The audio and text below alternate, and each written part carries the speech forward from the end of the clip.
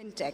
This session will be conducted by Mr. Gazi Mohammed, EVP, Head of MFS and Agent Banking, One Bank Limited.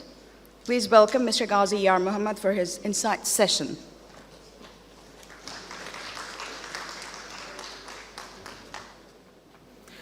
Good afternoon. Is Fintech going to eat up the banks?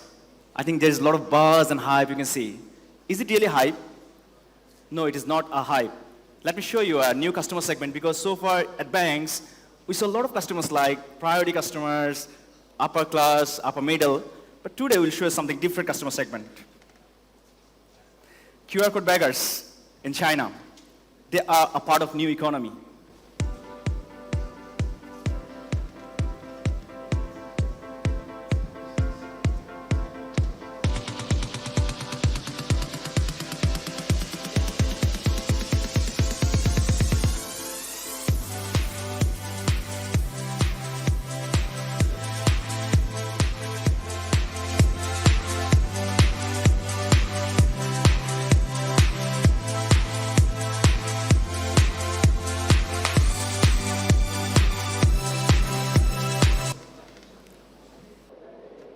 Yes, the reason the fintech or edutech or whatever that e-commerce is thriving a lot because consumers, we look at our smartphone 150 times a day.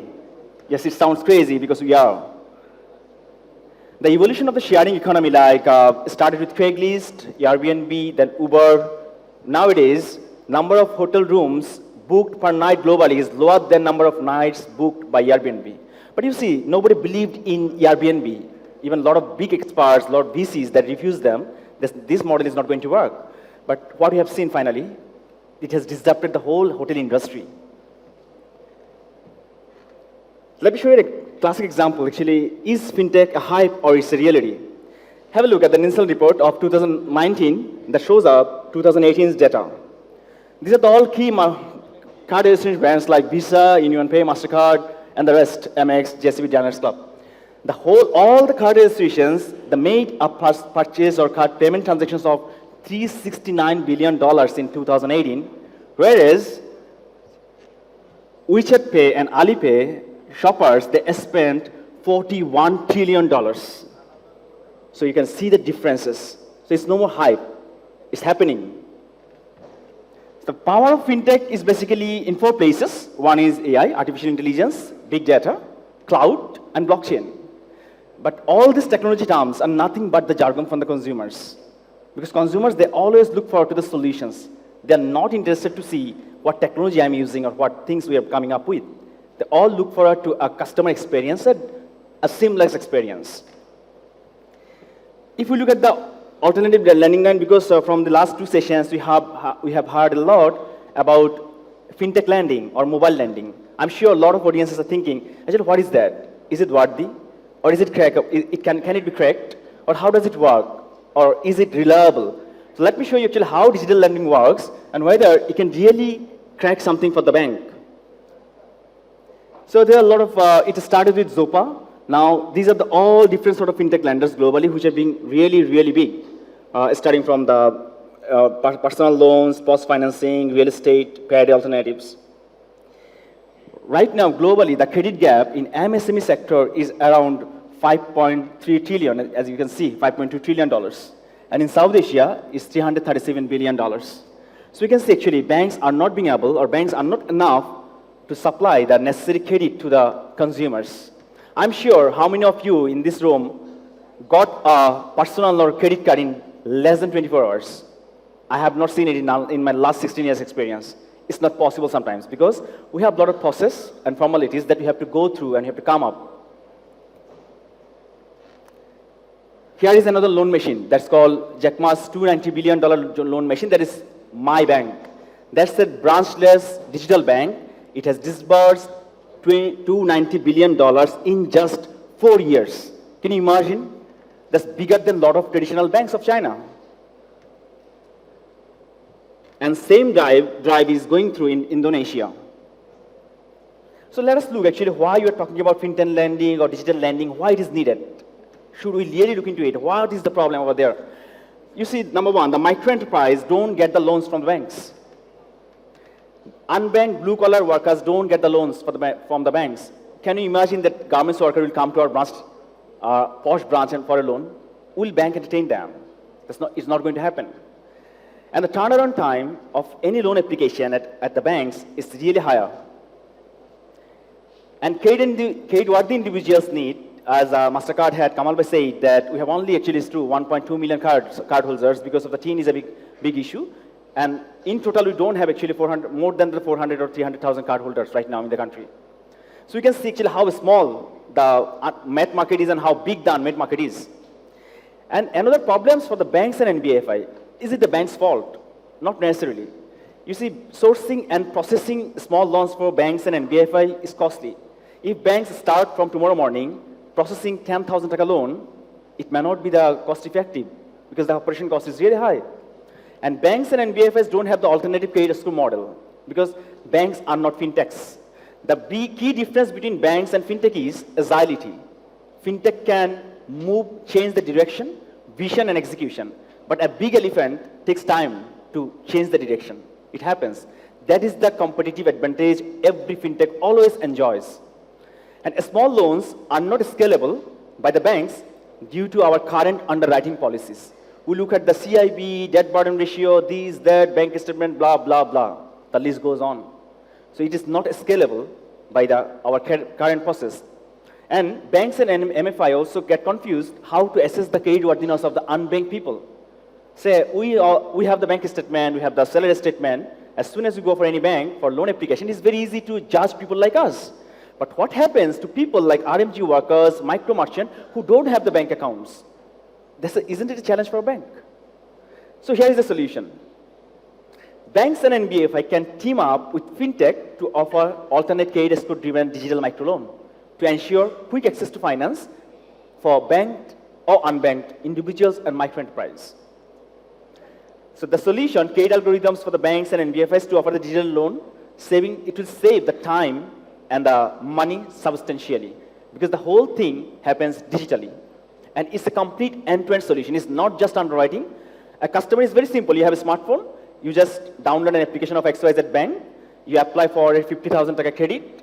And you get the credit decision in 3 minutes and get the loans in 5 minutes to 24 hours. That's how it works. Have a look at the opportunities. Why this is a big area that banks should look into it. We should look into it.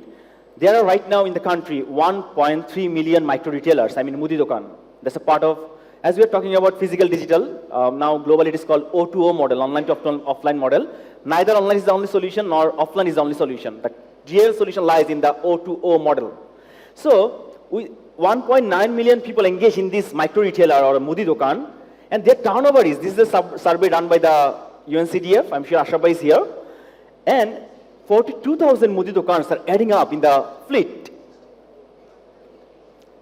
43% people have the bank accounts among this Modi Dokan, and 41% micro merchant borrow in a year, but only 13% people borrow from the banks because they don't get the loans from the banks. So they're taking the loan from the NGOs and MFIs. Let's look at the individual side. We have in total 7 million SMEs according to World Bank report, and we have 15 million blue-collar workers, including the RMG workers. We have 20 million people engaged in the agriculture. We have we have only 5 million people in the CIB database. That means only 50 lakh people have taken the loan so far. How small the market is. Because banks could not scale up the facilities or lending facilities. And that's the result. We have only 1.2 million credit cards. The market size of the microloan is something like, if we look at the MSMEs, is around $12 billion. And individual loan market, it is $18 billion. This data has been done based on the assumption of our credit card market average outstanding per card is 50,000 taka. 5,400 taka is total outstanding, and so average is not more than the 50,000 taka. So whereas entire banking industry's loan size is 120 billion, so these small segments come up with around $30 billion. So let us look how the alternative credit score really works. How this WeBank or MyBank has cracked this market. How they have built around $390 billion portfolio in just 4 years. First of all, alternative credit score works on structured and unstructured data. so far, the documents we submit to the banks for loans, like bank statement, pay slip, it is structured data or your utility bills. Where is the unstructured data? Can you guess? It is your handset, mobile phone. Look at the mobile phone and see your SMS transactions. If I hand over my smartphone to you, what data you get in the, other than personal message, what do you get? All debits and credits, all ATM transactions, my salaries, my debits, all payment reminders, isn't it? So this unstructured data is combined through an AI-driven engine. So system basically reads your transactional SMS, that doesn't preserve it, but takes your permission to understand your consumption pattern and your overall financial behavior. On top of that, this engine, AI engine, also puts you in psychometric analytical tool. Psychometric analysis is very important. Like, what motivates you? The simple question tells a lot about you. Or what sort of asset do you have at your house? That also tells about your financial capabilities. So there, basically, this alternate credit score engine combines your traditional data, and this is your mobile SMS log, and your psychometric behavior. Based on that, they come to a concrete credit score. So this is something like that.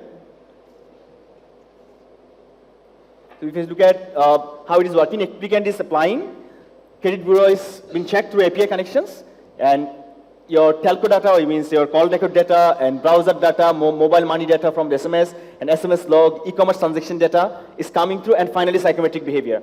Based on this, a final score is coming up within 3 minutes, which a bank cannot scale up or cannot crack. But this is more authentic model because you cannot play around with your SMS. System will understand that you have manipulated or not. So benefit is very simple. That is real-time data and low-cost and scalable model. So in a nutshell, instant digital loan or digital lending comes up with 4 things. It's a no collateral-based facilities, and it offers the approval in 5 minutes. It's a small ticket and short-term facilities. Here are some key market players like Branch is a US-based application, but they are end-to-end digital lender. They got the digital lending license in Kenya and different other markets, but in our market, there is no digital lending license right now. So what can fintech or bank can do is all about collaboration, like Lendo has done in Kenya, in Nigeria. Lendo works on more about psychometric model. So they basically take your SMS log and your social profile and your mobile money data and psychometric behavior, and based on that, they come up with a score. And they team up with the banks. Lender is the bank, and Lendo is a solution provider, fintech, something like that. Good news is, a local company named Dana, here Dana CEO is here already. So they are also tracking this market. They have built a beautiful model. They are not following the Lendo model blindly. Rather, they are trying to dig into big data model. Because only mobile money or psychometric is not everything. Where the poor people are sending their kids, where they're shopping, their grocery behavior, different sort of impact data can come, and that can be and they are also coming up with some gamification tools so that consumers keep giving data every now and then to improve their credit score. So they are trying to motivate the consumer to give the data so that their score goes up. And next time they take a loan, the ticket size becomes big. So it's a good sign. Why that fintech has done so well, why our banks are struggling? Because we all believe in 80-20 rule, right? So 80-20 rule is very simple, that banks always used to focus on 20% of customers who generate 80% profit. What banks missed, we never analyzed what is the volume of that ignored 80%. What is the comparison between that 80% market that we are defining, how it would be when that 80% data is coming. So these fintech players, they played the reverse role. So they did not focus on top 20 consumer segment. They focused on the blue collar workers, 80% market. So that's why they have built a $400 billion book in just 4 years. Here is the new challenger bank, as in panel it was discussed. Yes, actually banks should come up with the millions of customers. Right now it sounds impossible because like bank like ours, second generation or third generation banks hardly have 1 million customers right now, 1 to 1.5 million. But here look at, these are all challenger bank, Revolut, Chime, N26. I had the opportunity to visit N26 at Germany. They don't think like a bank, trust me. They think like Google. That's why they have come so far. So, see, in a just short period of time, they've built 8 million customers. So they're scalable and they're going to break even very fast. And same goes to N26, is 3.5 million customers in just 3 years. So that's the power of actually digital onboarding. So there is no alternative. We cannot shy away, we cannot hide. So only solution we have is to build an ecosystem and to collaborate with the fintech. I can see a lot of fintechs are here. So actually bank have to team up with the fintechs because it is not bank's jobs to build algorithm and change it every now and then. Rather shake the hands with the fintechs and come up with the solutions.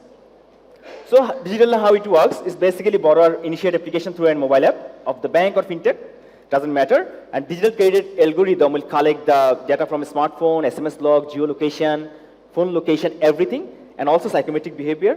And bank may do a basic verification if they feel that they need an offline verification, they can do it. And within 3 to 5 minutes, they get a credit decision. And within 5 minutes to 24 hours, the loan comes to your wallet. Isn't it beautiful? So this is how, and same thing can work for the micro merchant. There are 1.3 million micro merchant. With the teaming up with the distributor, they can offer the supply chain finance. The distributor will get the money, and they will get the product. Same facilities can be segmented into different models.